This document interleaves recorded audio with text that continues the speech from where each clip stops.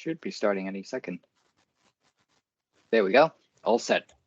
Excellent. Welcome, guys.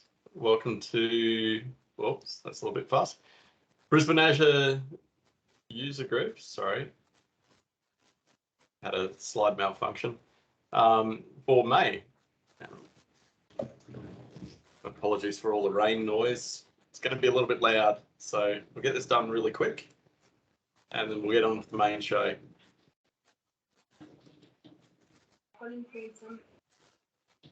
All right, first of all, big thanks out to our sponsors. So none of this is really possible without our sponsors. So Codify and Microsoft, they've been here for years supporting this group. So big thank you to both of them. They're awesome. Check them out. Getting involved, we're starting to get a few people lined up, which is good to see, but there's plenty of spots left for this year. Some really exciting topics coming along.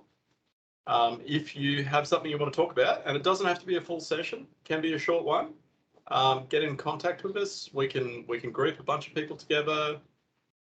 It can be about your experiences. It doesn't have to be the latest and greatest.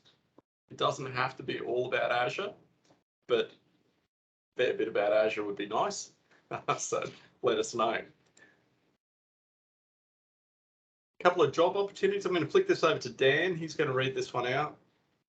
Absolutely. If anybody's interested in looking for a new adventure, we're always interested in finding out about the talent that's out there, especially if you have any of those key skills of interest on that slide. Deloitte has some phenomenal clients, and we get to work on some really great projects. So if that sounds exciting to you, definitely check it out. You can scan that QR code, or you can email that email if you like, or you can just even reach out to me if you want through the even through the meetup group if you want to, and I'll put you in touch with the right people.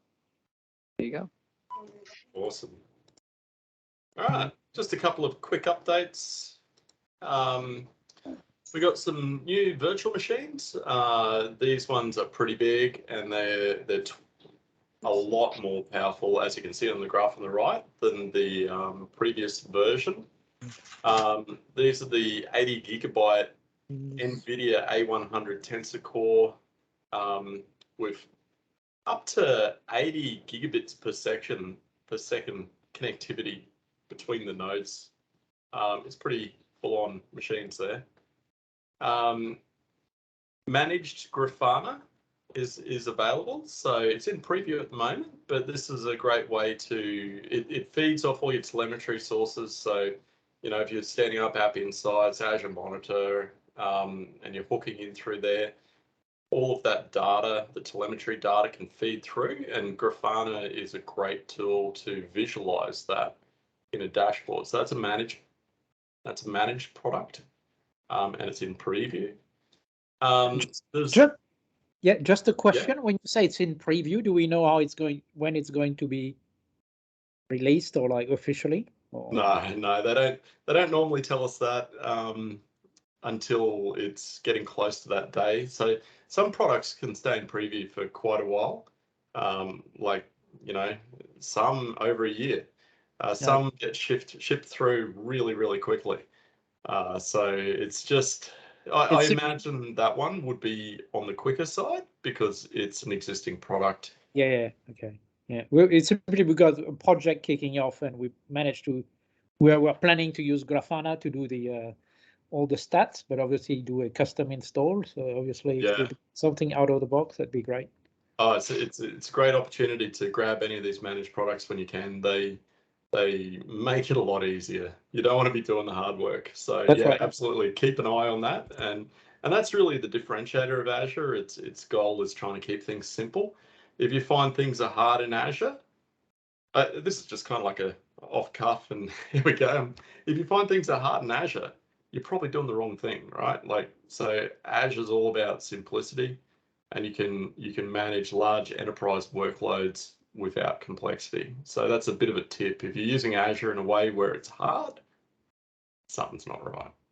Anyway, back to the slides. Lauren, that's probably a good question to ask at Build, which is coming up in a couple of weeks. Yeah.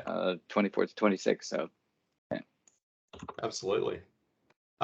So Azure had a DDoS testing partner, and they've recently added another partner. So there's now a choice if you're doing actual DDoS testing, and you're getting a large load and pointing it at Azure to see how it fares in a DDoS scenario.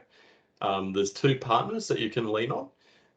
The new one that they've added is Redbutton, and you can actually do DDoS testing against your production, or, if you want, depends how brave you are.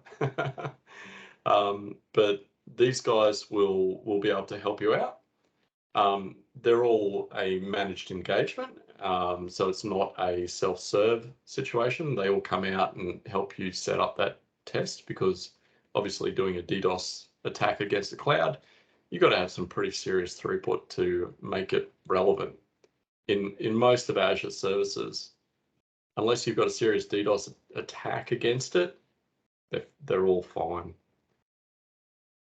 So there's a couple of things just here in the center. We've got a few new widgets into our cost analytics, so you can now get a little bit more understanding and projection of how you're going.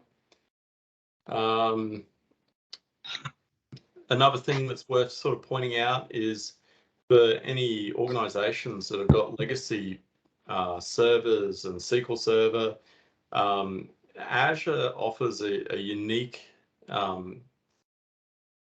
offering in the market where they'll actually provide you additional extended support to servers and SQL servers beyond their end of support times.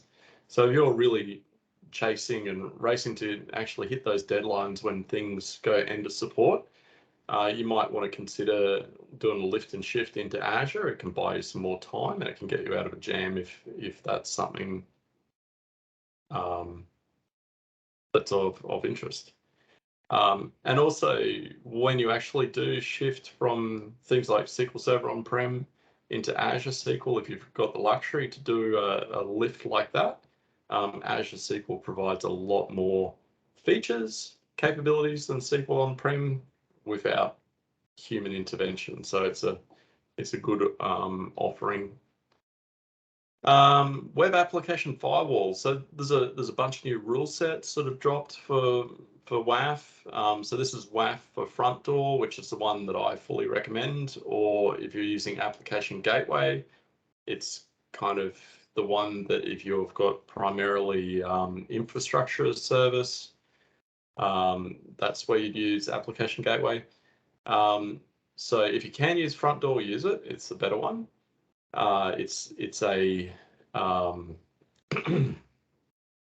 what's the right word? It's an edge service. So it's hosted, I think it's about 160 to 200 places around the world, and it can provide you with edge presence and fast latency between the ingress point and your actual services. So it's absolutely superior to Application Gateway.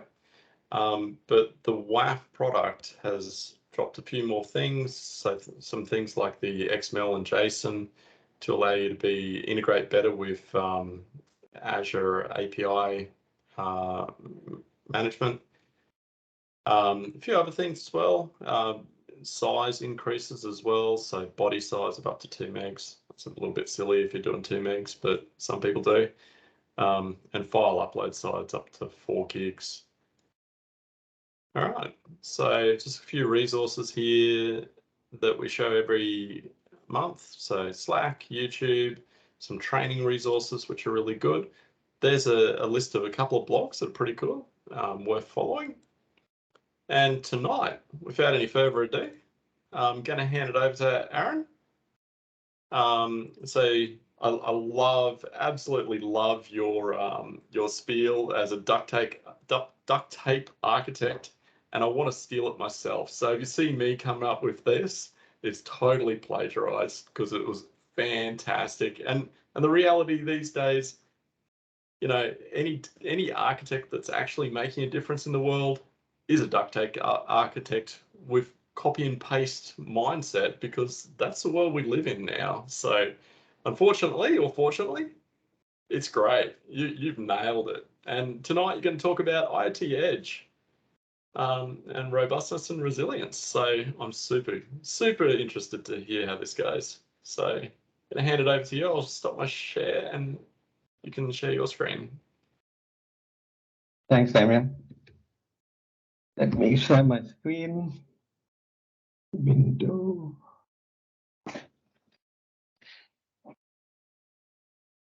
Sorry, am I sharing my? Can you see my slides? I can see the IoT Edge slide, yes, but it's not full screen. Yeah, but I have a big monitor, so I actually kind of put it onto a window. So, but is it? Am I audible? And is the screen resolution okay? Looks good. Should All I? good. Do I need to zoom or something? All good. Okay. It's all fine. Okay. Thanks. Thanks everybody. Thanks for joining me. Let's talk about Azure IoT Edge. I have only a few slides, but I have a lot of hands-on demos. So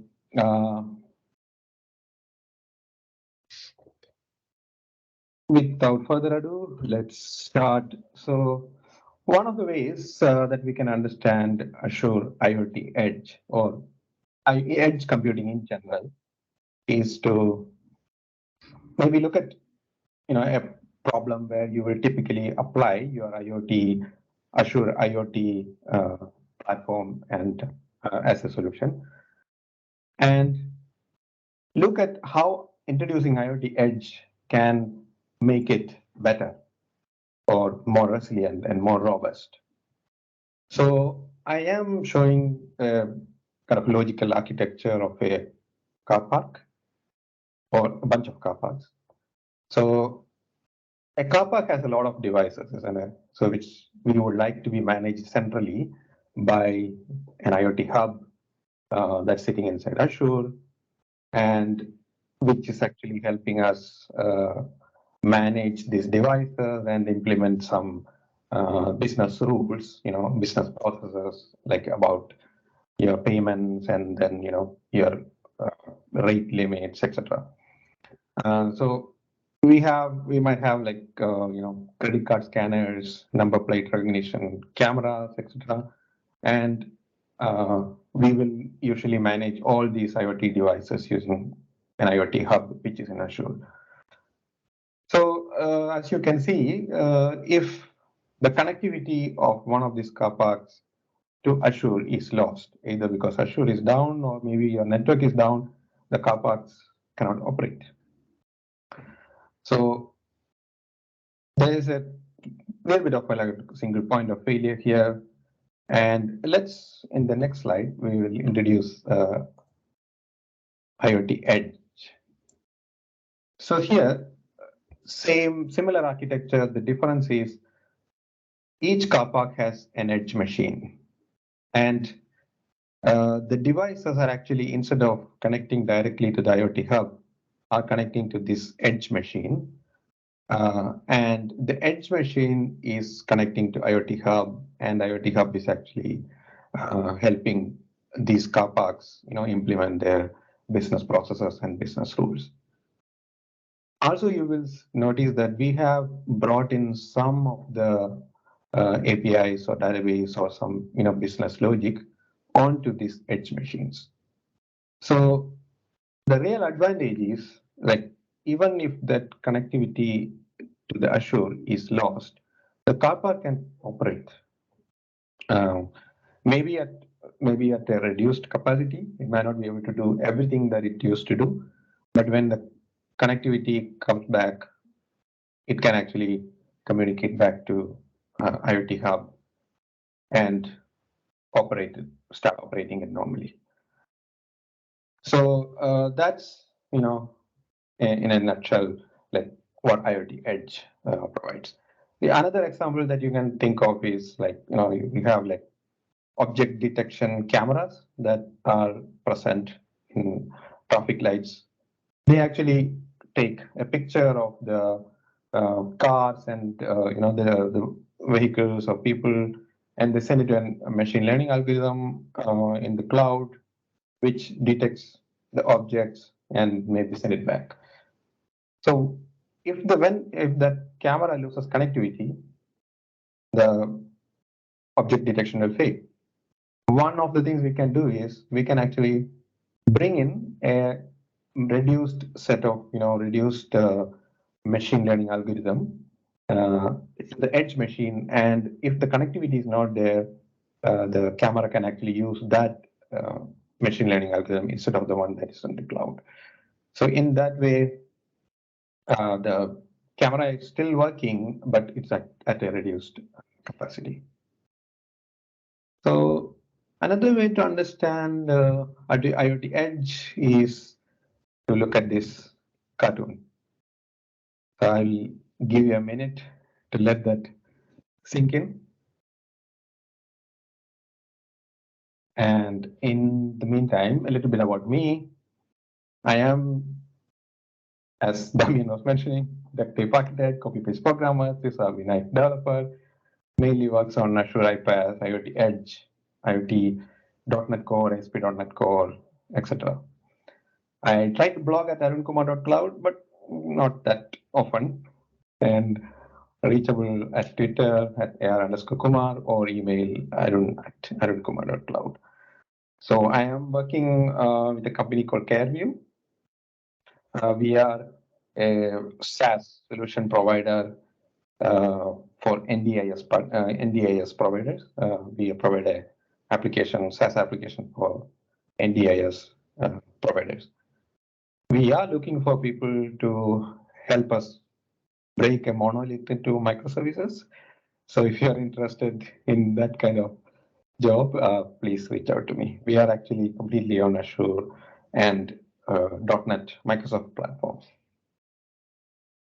So coming back to where we left, so if we are saying that, okay, we are actually just replacing this old server with something known as Edge, what is the difference? What is the difference? What's the differentiator here? One answer: containers. Containers are changing the world.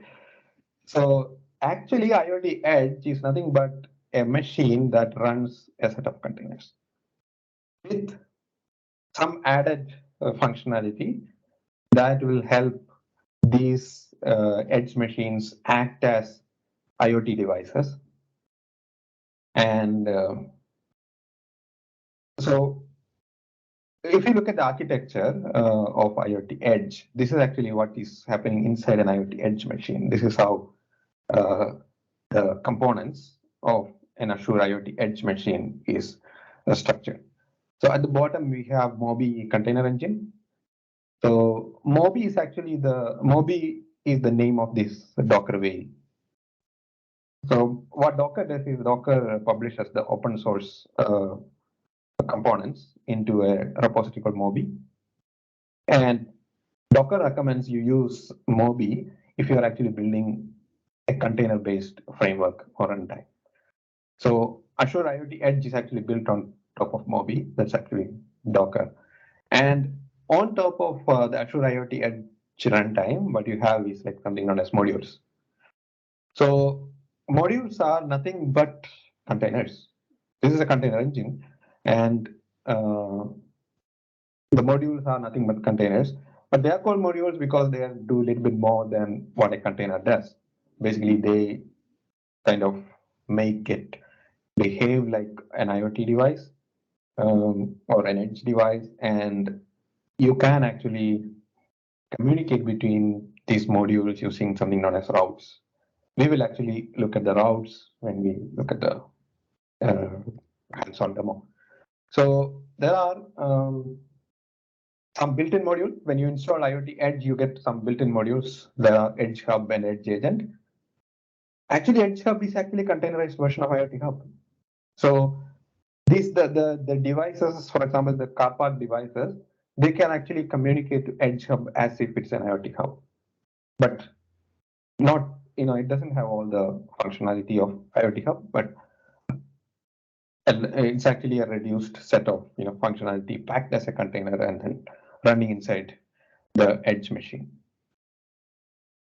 So custom modules are like, you can write your own custom modules, or you can actually download it from, marketplace. Basically, custom modules are nothing but your container images, isn't it? So the container images means that they have to be downloaded from a container repository or container registry.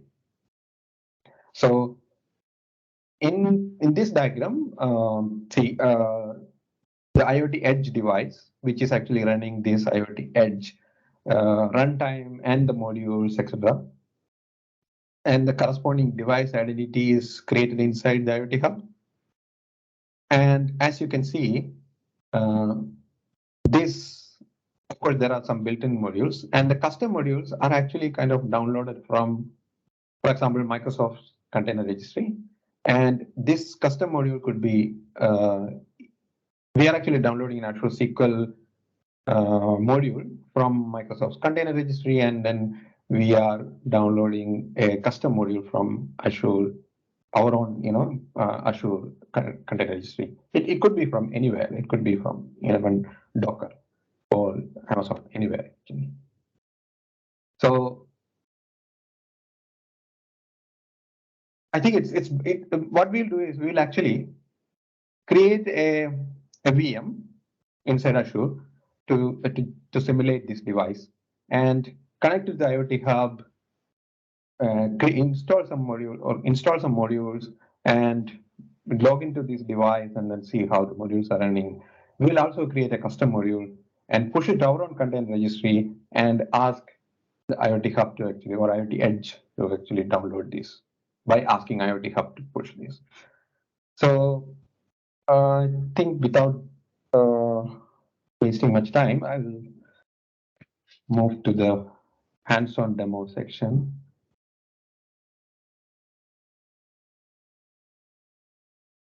So what I'll do is I'll stop presenting and I'll start sharing my desktop.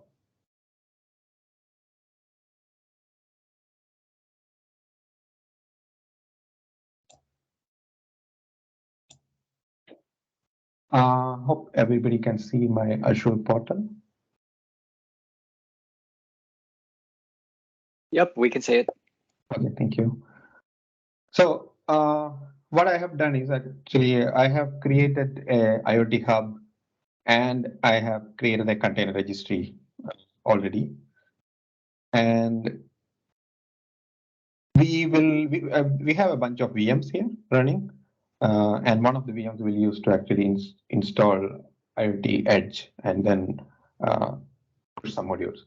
So, but before that, if you want to try out, if you are actually planning to try out these, make sure that the IoT Hub that you create is not basic tile, should be at least in standard tier, because the basic tier doesn't support IoT Edge. So that's one thing you should be aware of.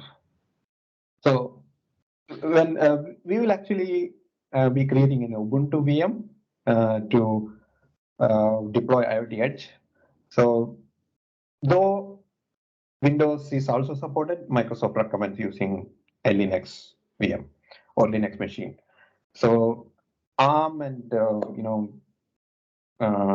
AMD 64 all are supported, but recommended version is like Ubuntu AMD 64. So you can actually create a VM from the marketplace and install IoT Edge inside it. But what Microsoft has done is Microsoft has created a GitHub repo, and they have published a ARM template for creating the VM. It actually creates the VM, the storage account, the IP address, everything.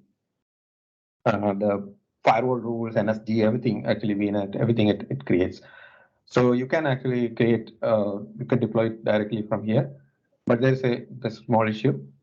This Edge deploy.json, the ARM template, deploys IoT Edge version 1.1. So that's a good segue for us to actually talk about the version. So there are two versions, 1.1 and 1.2, I think 1.1 is the LTS, and then 1.2 is the latest. I think soon it will be the LTS version. So Microsoft recommends, like, if you're already on a 1.1, stay on that. But if you are creating a new implementation, go ahead with 1.2. And there are some breaking changes between 1.1 and 1.2, but migrating from 1.1 to 1.2 is very easy. So you can actually migrate all the configs using command line tools from 1.1 to 1.2. So actually, I have raised an issue whether it's actually going to be updated for our IoT Edge 1.2, but looks like nobody has looked at it. So what I have done is actually I have downloaded this, and then I have modified this template so that it just installs the VM and it won't install the IoT Edge. So, and I have created a VM using this template. So basically, I've just modified this so that it doesn't install the IoT Edge 1.1. So we can actually log into this. We can actually log into this VM using SSH. It's an Ubuntu VM. Yes.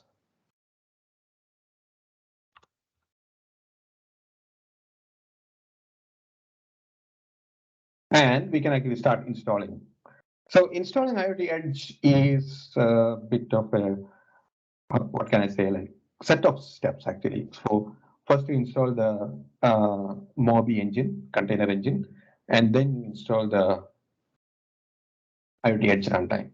So, but for Ubuntu to recognize this IoT, Microsoft package source, you need to add the package source here actually, with the corresponding certificates and all. So Microsoft has a page, where you have this very well written documentation for Ubuntu, Debian, and Raspberry Pi. So they have a separate page that shows how to install it on a device, Windows device as well. So as a matter of fact, you can use a Raspberry Pi or OS as well. So your Edge machine could be running inside the Raspberry Pi. At least it should be the latest one, because the older versions are actually the containers don't run properly. They're not powerful enough actually, from my experience of trying it. So I'm not going to show this installation because it's actually going to take some time. So what I've done is I have installed IoT Edge runtime in another VM. So we'll log into that.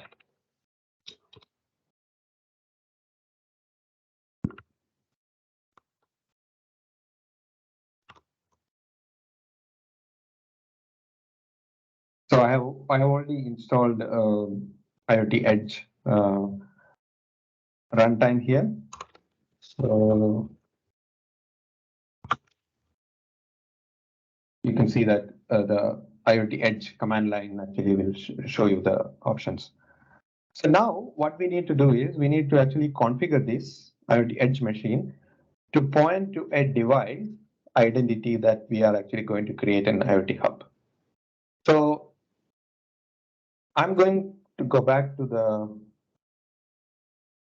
IoT Hub and going to create a device identity here. So the edge devices are under the IoT Edge option under device management.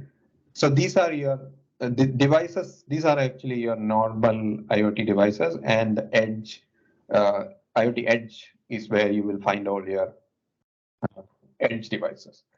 So I'm going to go ahead and create a new edge device here. So let's create a new edge device, and I'm going to create edge device 1. For simplicity, I'm going to keep it as symmetric key and save it. So we have a device here, and I'm going to grab this connection string, and go back to the VM. See, we are actually inside our VM. And I'm going to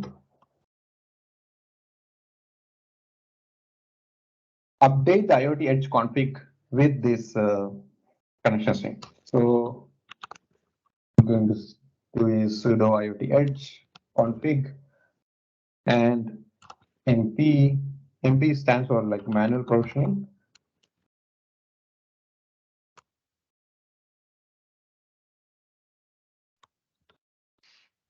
So IoT Edge has actually returned the config file. So if you open the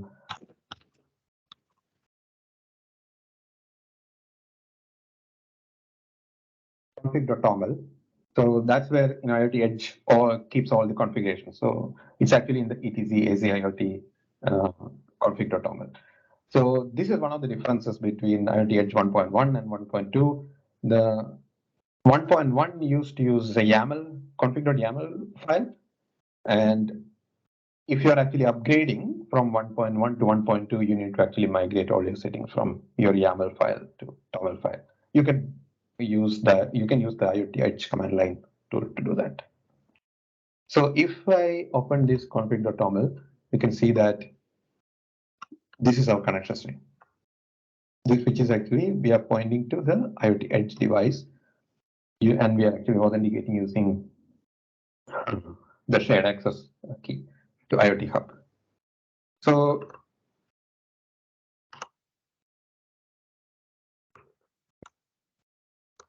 this is the reason I'm using Nano. I don't know how to exit out of VI.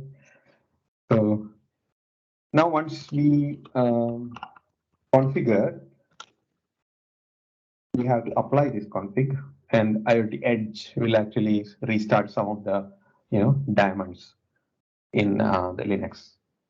So, and if we come back and refresh it here, you will see that the Edge agent has already kind of started. It's running, and Edge Hub is not yet started. So this is because if you will see that the status of the runtime is like deployment configuration is not set. It's because we haven't deployed any modules. So it's actually the Edge agent's responsibility to actually download those modules from the container registry and run it. So Edge Hub is actually kind of responsible for communicating back to the IoT Hub. So that's why Edge Engine has started. But once we install a module, Edge Hub will actually also start. So let's do this. Let's create a let's add a module. So I'm going to go to the portal and set a module. So here you have much of options. You can actually provide IoT Edge module, marketplace module, or stream analytics module. So we are actually going to select a module from the marketplace. So marketplace is nothing but Microsoft Container Registry. So I'm actually going to search for SQL. You can run SQL. So I'm going to select this Azure SQL Edge. This is actually SQL running on Linux. So, and I am going to update this password.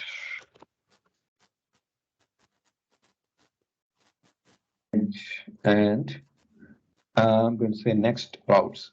So this is what I was mentioning, like the routes is actually the mechanism that the modules uses to communicate between each other. So it has a kind of a syntax similar to the MQTT kind of thing. So what it says is like it can kind of, you can think of it as like message broker queues. Like it listens to anything that comes to these messages star messages slash input 1, input 2, input 3, and it actually sends to this upstream. So upstream is actually reserved if you want to say queue. So upstream means actually it will be sent to IoT Hub. We will look at this when we create a custom module. you can actually customize this route so that you can enable these modules to actually exchange messages. So I'm going to create this. Now we have, say, refresh, proceed. Yeah, we have actually pushed this Azure SQL Edge. And then if we come back and look at the VM, we can see that it's actually it's downloading that Azure SQL Edge. It's actually a heavy image, so it's going to take some time to download this image and then run it. So it has already started running these two containers, and soon it should run our SQL Edge as well. Yeah, Azure SQL Edge is started running. So what you have done is we have created a device identity and pushed a module from Azure Portal.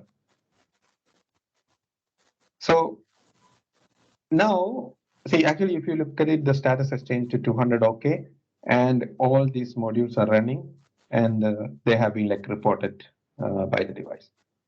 Now it's actually a good time to look at what is a developer story, how do you develop, or manage modules or develop custom modules, from a developer's perspective. So as usual, Visual Studio Code has support for first-class support for IoT Edge. So it's all done through an extension. There are a bunch of extensions that you can actually use this. So there's a Azure IoT Hub extension, Azure IoT Edge extension, which is there's Azure IoT Tools extension pack. So you can just install this and it will actually install all the tools for you. So otherwise, if there's if you want to pick and choose, you can actually, there is Azure IoT Edge extension, which will actually add a bunch of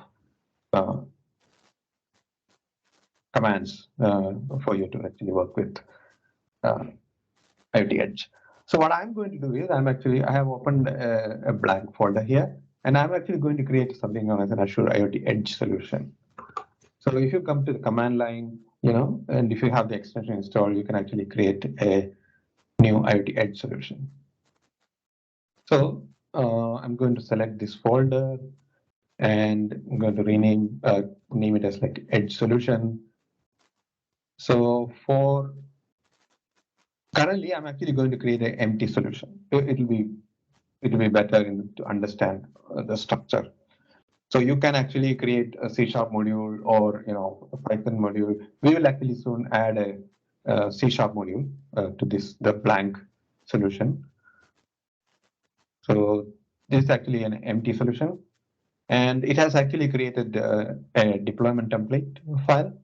So this deployment template is actually an instruction to the IoT Hub to let the edge machine know that, oh, what are the containers that I should download.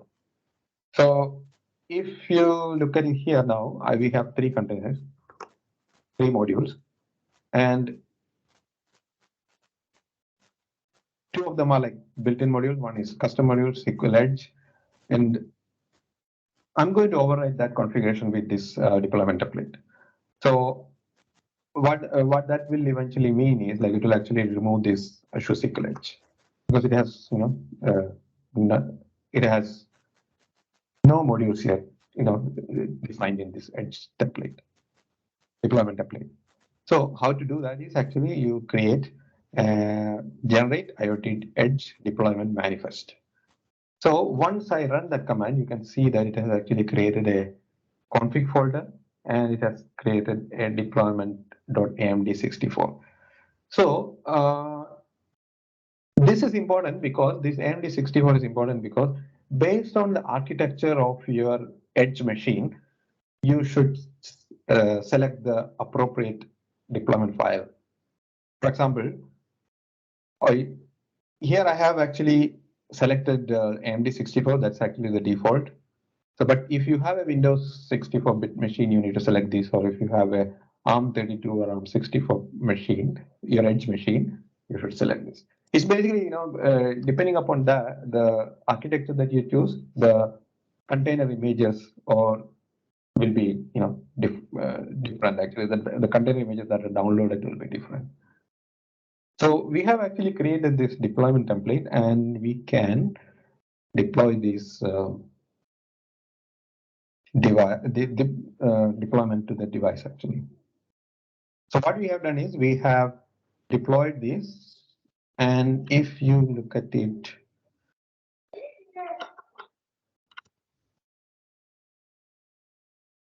and it's device 1.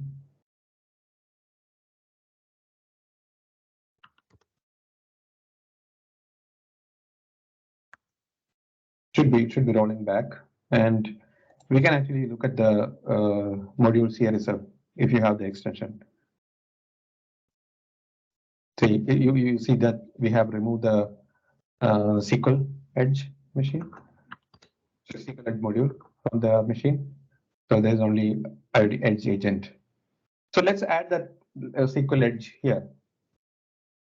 What we'll do is we'll actually go to Azure IoT Edge, add IoT Edge module. Again, I will select this deployment template. Debug is actually for you to debug the IoT Edge locally. So basically, it will actually create a Docker set of containers inside your Docker instance. So here again, I'm going to select a marketplace module. So even Visual Studio has a search, and let's select Azure SQL Edge import. So if you look at it now, the module section has been updated. This is these are the instructions for the Azure IoT Hub to actually tell the Edge machine, hey, go ahead and download this image. And you'll see that this time it's actually going to be fast because we already have those base images in the machine. I'm going to update the password, and I'm going to come back here. Did I save those? Yes, I saved. Build generate IoT Edge deployment manifest, and I'll come back here and I'll say that create deployment for single device, device 1. Deployment has succeeded, and soon you will see that it's actually started downloading that Azure SQL Edge, and SQL Edge should be running soon. So that's how you deploy a built-in, module, not built-in module, a module from the marketplace. So, but let's look at it like how we can actually create custom modules. Custom modules, you can write it in C# or Python or Node. So we will add a custom module. So I'll say that add IoT Edge module. Again, deployment template. This time I'll select C# module. So I will say that Edge module 1. This is where you need to use your container registry. You can actually use your own container registry, but what I have done is I have created a container registry here, and I'm going to go back to this container registry and copy over the address. So if I go to access keys, and paste it here.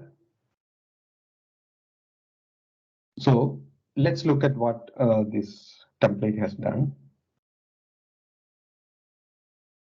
It has created a module folder, and then under that there's an Edge module, and this is nothing but a C#, a program executable, which is actually just going to run until a key is pressed.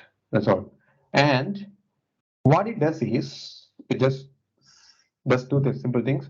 It actually listens to this input 1 queue actually, and when it receives any message to the input 1 queue, it actually puts it to the output 1. That's all. It's a very simple implementation.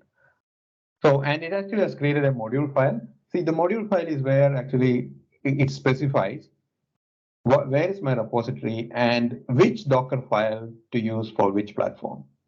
So you will see that Docker file.imd64. If you go to this Docker file, and it's create a bunch of Docker files for each platform. And if you're actually going to target only one platform, you can actually just modify this and then remove everything. But you can see that this is actually the standard, the .NET Docker file. See, it actually is still pointing to 3.1. So you can modify and then point to .NET 6 or whatever version you like. And if you really look at the difference between the Docker, these Docker files are actually the base image. See, it's actually the base image that's different. So now what we need to do is we need to do a couple of things, because see, this deployment template should know how to push this image. Basically, we need to actually compile or create this Docker image based on this Docker file and push this to this container registry. So in order for us to push to this container registry, we need to actually specify this username and password. So which is actually in the env file. We will copy these and update the env file. Now we are ready to actually deploy this module to the IoT Edge machine.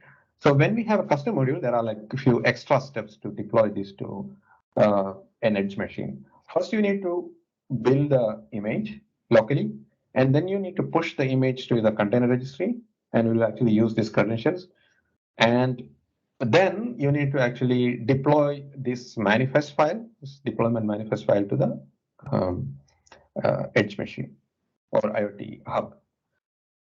So one important thing is you need to log in to the Docker. You need to log into the Docker file. Docker command using these credentials. So I have already logged in. For example, Docker login, and then you specify your container registry username and password, and it will actually log you in. So what I'm going to do is I'm actually going to come back here, right click, Azure build and push IoT Edge solution. So you will see that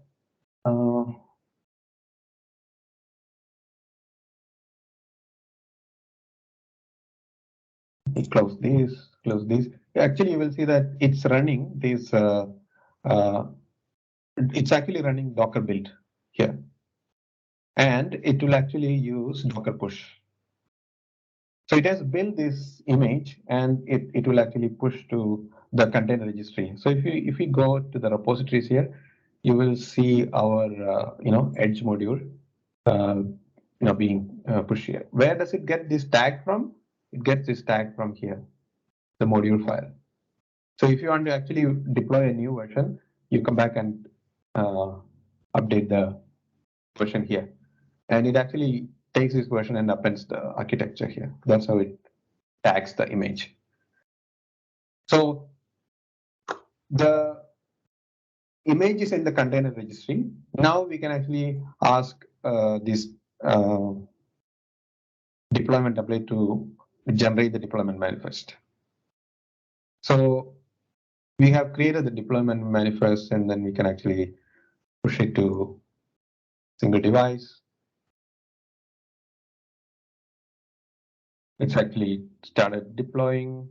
And if you come back and then refresh it here, you will see that the Edge module is running. So you will see that, okay, Edge module is running. So actually, if you look at it, as I said, if you look at the if you look at the Docker processes or Docker containers running, you will see that they are all nothing but Docker containers. Containers running inside.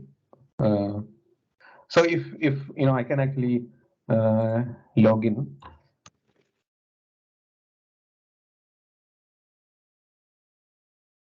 exe minus IT, and I can say bin bash the files that we created. These are the custom modules. Or I can actually see the sudo docker top. So you will see that, see, this is our edge module.dll, which is running, using the .NET process. So we have, that's how we deploy a custom module. And I would like to go back to the slides and maybe talk a little bit more about, some of the things that you might be interested in. So let me go back to my slides.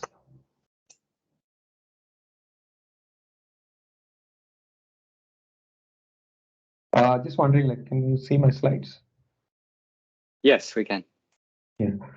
So I just wanted to mention these, like some of the advanced features that IoT Edge supports. In the interest of time, I'll actually make it quick. It supports device provisioning service like any other, like normal IoT devices. And you can actually create parent-child relationship between edge devices or between edge devices and leaf devices. Remember the first diagram that we have where all the devices inside the car park actually connected to the edge device. So you can actually model that parent-child relationship. You can also use edge devices as gateways. So imagine you have a legacy, IoT device which cannot communicate to IoT Hub because they don't support the protocols that are required by MQTT or AMQP required by IoT Hub. So you can do that protocol translation at the edge, and then you can actually let it communicate. You can also you can also translate, or you can also have to translate the identity of these devices through the edge when the edge is acting as gateway. And one good thing is, like, whenever since it is actually container-based runtime, so there is built-in support for observability, at least for the built-in modules, and Edge Hub and the Edge agent, they support exposing an endpoint where you can actually query the Prometheus matrices. So another thing is, like, as we discussed, it's nothing but a container orchestration. So IoT Edge is nothing but a container orchestration engine, and the architecture is highly pluggable. And if you want, you can actually use Kubernetes for orchestrating these containers. So some references. So there is a Azure IoT Edge documentation. It's actually fantastic. It's one of the best documentation that I've seen. They have like a bunch of quick start tutorials, and there are like some hands-on tutorials for advanced scenarios. So Azure IoT Edge documentation on docs.microsoft.com should be the go-to place if you want to actually learn what IoT Edge is. Once you do all the tutorials, you should be like pretty comfortable.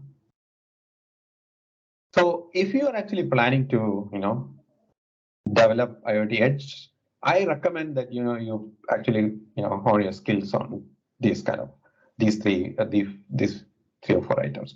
So as you might have seen, like I've been like typing a lot of commands, and you might need to know where these config files are, like what are the directories, and chmod, journal control, sudo, all those things. And then how do you copy paste, inside, if you're editing a file, you may need to copy the connection string and then paste it inside a file inside Linux. So some basic Linux commands, and then, editor, which editor to use, etc., or how do you set permissions, etc. That'll be good to know before you start.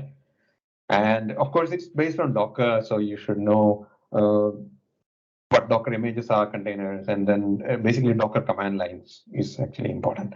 And creating a Docker file and understanding the structure of Docker file is highly desirable, because you will be, each module that you're actually going to create is nothing but a container image, and you might have to tweak your Docker file. And IoT devices, if you have already worked on that, it's not going to be an issue. Almost from IoT Hub's perspective, there is not much difference between IoT Edge or IoT devices when processing the incoming messages, etc. So understand, the most commonly used protocols in IoT, MQP, MQTT. This is important when you're actually getting into those advanced scenarios where you need to actually configure these parent-child relationships or configure IoT edge devices, gateways, etc. So that's whirlwind tour of like what IoT Edge is. I'm happy to take any questions if you have. Feel free to. I know we actually over like 3 minutes, but happy to take any questions. And I will stop my. So go ahead. Paul. Yeah, Paul's got his hand up. G'day, Arun. I'm a bit of a noob here for Azure, so just to try and clarify what you've said, how does this relate to maybe sending IoT data through, say, a LoRaWAN device to Azure Central? And Azure Central kind of has what you might call modules that can do something in particular with that data. How does that analogy? I kind of missed the first 10 minutes of this. I had some connection issues. Sorry. Okay. Yeah, no problem. So I'm just trying to clarify if I understand what you've said. So I think you're talking about Azure IoT Central. So Azure IoT Central, I would describe it as a kind of SaaS counterpart of IoT Hub. So where they help you connect with a bunch of devices and networks, like maybe LoRaWAN or Sigfox and whatever. And then actually coming back to Azure is actually going to be a kind of an integration kind of thing. So what you are talking about is actually happening at the device to the LoRaWAN cloud. So, and from LoRaWAN cloud, you will come to IoT Central, and from Central, it will actually come to IoT Hub. As a matter of fact, IoT Central and IoT Edge doesn't really play nice, actually. I haven't tried it, but that's what I heard from my previous colleagues who had tried to integrate. Did I make sense, or is it? Yeah, no, that was excellent. Thanks. Yeah, I kind of left out the part of the IoT Hub that sort of before it hit Azure. So yeah, it definitely cleared some things for me. Thank you, I appreciate it. Yes. Any other questions? A quick look at the chat.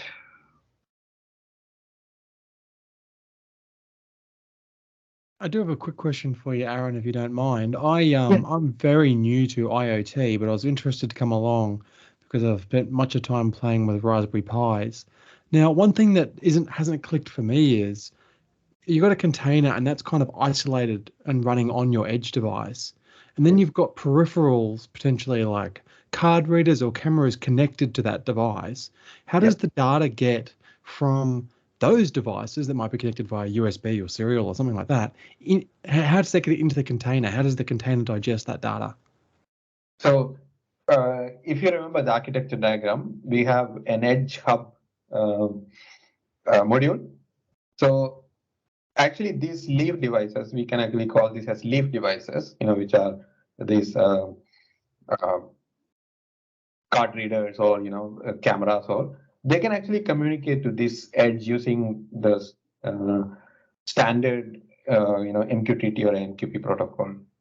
So they can actually send their telemetry data or whatever data the same way that you will send to an IoT Hub. So Yeah, I was just going to say, so those peripherals need to be like designed to use message based systems, do they? You can't just plug in some USB camera and then have it interact with your containers. Like I might be missing the big picture here somewhere, but yeah, you can. It's based on, let's say, imagine you have a container.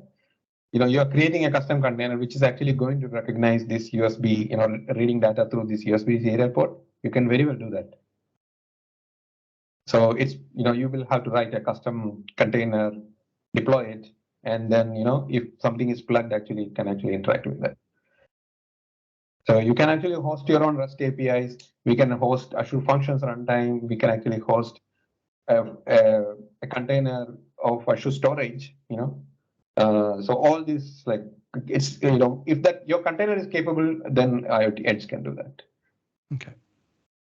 Cool, thank you. Thank you.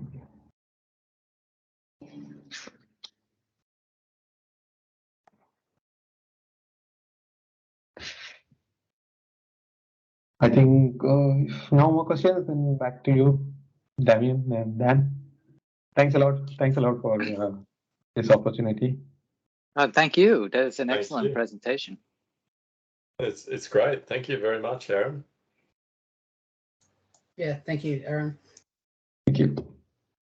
So I think probably open it up to the wider audience if you guys have got anything you want to talk about in Azure. It doesn't have to be about the presentation. Oh, actually, we should stop the recording. Sorry, my bad. And then once everyone's off camera, you can ask any question you want. Feel free. All right, I'll stop the recording then. Oops, sorry, I hit the wrong button.